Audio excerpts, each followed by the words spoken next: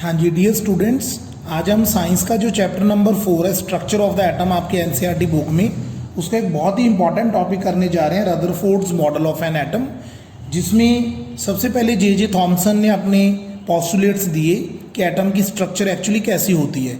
उसके बाद जो अर्नेस्ट रदरफोर्ड थे, इन्होंने 1911 में कुछ एक्सपेरिमेंट्स परफॉर्म किए, जिसमें इन्होंने क्या किया, एक थिन गोल्ड फॉयल ली।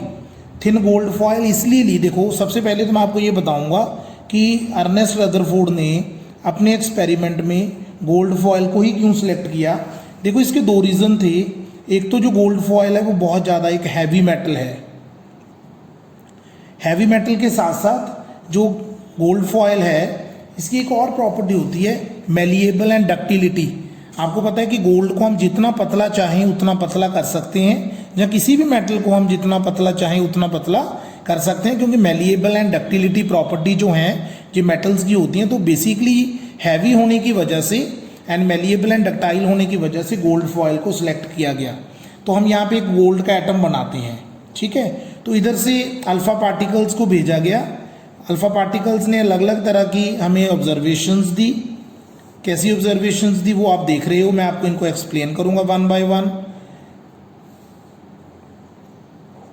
आप देखते रहो कि मैं फिगर कैसे ड्रॉ कर रहा हूं।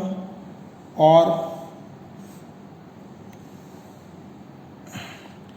ये देखो, एक्चुअल में मैंने क्या किया, मैंने जो ये रेज आ रही हैं ये बेसिकली अल्फा पार्टिकल्स हैं।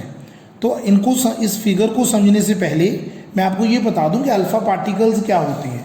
देखो जो अल्फा पार्टिकल्स हैं, एक तो ये एनर्जेटिक पार्टिकल्स हैं, मतलब इनके अंदर काफ़ी ज़्यादा एनर्जी होती है, एनर्जेटिक पार्टिकल्स हैं। दूसरा, इनका जो मास होता है वो 4u होता है। और तीसरा, इनके ऊपर जो चार्ज होता है वो 2 पॉजिटिव होता है।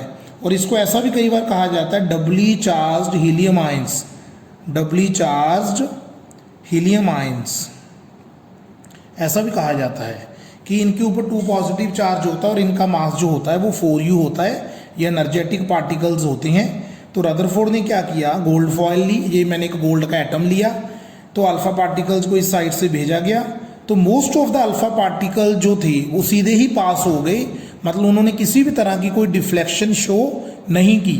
जिस लाइन से वो आ रहे थे उसी लाइन पे उनको स्ट्रेट वो पास हो गए। और यहाँ पे जिंक सल्फाइड की हमने एक स्क्रीन को यूज किया, जिंक सल्फाइड। जिंक सल्फाइड की जो स्क्रीन थी, जब अल्फा पार्टिकल जो उनके साथ टकराते थे तो वहाँ पे हमें फ्लैश ऑफ लाइट प्रोड्यूस होती थी। जैसे अल्फा पार्टिकल यहाँ पे टकरा गया, यहाँ पे फ्लैश, तो ये लाइट की फ्लैश यहाँ पे प्रोड्यूस होती थी। तो हमें ये पता चल जाता था कि जो एक्चुअल में अल्फा पार्टिकल हैं, कौन सा अल्फा पार्टिकल किस साइड पे डिफ्लेक्ट हुआ, उनके डिफ्लेक्शन के बारे में हमें पता चलता था।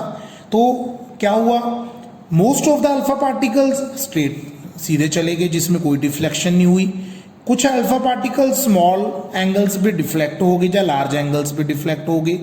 और 1 आउट ऑफ एवरी 12,000, लगभग 12,000 में से एक अल्फा पार्टिकल जो था वो रिबाउंड बैक हो गया, जिस साइड से वो गया उसी साइड से वो वापिस आ गया। आपकी बुक में देख लेते हैं इसके बारे में क्या लिखा हुआ, देखते हैं। कहते हैं Ernest Rutherford was interested in knowing how the electrons are arranged within an atom. Rutherford designed an experiment for this. In this experiment, fast moving alpha particles were made to fall on a thin gold foil. मतलब alpha particles को thin gold foil के ऊपर उनके साथ टकराया गया। He selected a gold foil, क्योंकि ये हैवी मेटल होती है, because he wanted as thin a layer as possible. This gold foil was about 1000 atoms thick, कि उसको इतना पतला कर लिया गया था कि 1000 एटम्स तो बहुत कम होते हैं। Alpha particles are doubly charged helium ions, ये मैं आपको बता चुका हूं। Since they have a mass of 4u, the fast moving alpha particles have a considerable amount of energy. ये तीनों पॉइंट्स जो मैंने यहाँ पे लिखे, इस पॉइंट में वो लिखा हुआ है। इट वॉज एक्सपेक्टेड दैट, कि ये माना गया था कि alpha particles would be deflected by subatomic particles in the gold atoms, कि गोल्ड एटम के अंदर जो भी पार्टिकल्स हैं, चाहे वो नेगेटिव है चाहे पॉजिटिव है, तो अल्फा पार्टिकल्स के ऊपर उनका कोई ना कोई इफेक्ट होगा। Since the alpha particles were much heavier than protons, he did not expect to see large deflections, कि ऐसा माना गया था कि लार्ज डिफ्लेक्शंस नहीं होंगी, लेकिन ये ऑब्जर्वेशन जो थी सारी वो डिफरेंट आई थी। तो इनके रिजल्ट्स पढ़ते हैं क्या थे, बहुत important. But the alpha particle scattering experiment gave totally unexpected results, कि जैसा रदरफोर्ड ने सोचा था वैसे रिजल्ट्स नहीं मिले, बहुत ही डिफरेंट रिजल्ट्स मिले। Most of the fast moving alpha particles passed straight through the gold foil. लगभग कितने 99.9%, देखो कितना ज़्यादा डाटा कह रहा हूँ मैं, 99.9% अल्फा पार्टिकल जो थे वो गोल्ड फॉइल में से स्ट्रेट पास हो गए। Some of the alpha particles but deflected by the foil by small angles, कुछ अल्फा पार्टिकल जो थे वो स्मॉल एंगल्स के साथ क्या हो गए, डिफ्लेक्ट हो गए। Surprisingly 1 out of every 12,000 particles appeared to rebound, कि लगभग 12,000 पार्टिकल्स में से एक पार्टिकल जो था वो रिबाउंड हो गया। रिबाउंड का मतलब कि जिस पाथ से वो गया उसी पाथ से वो वापिस आ गया। लेकिन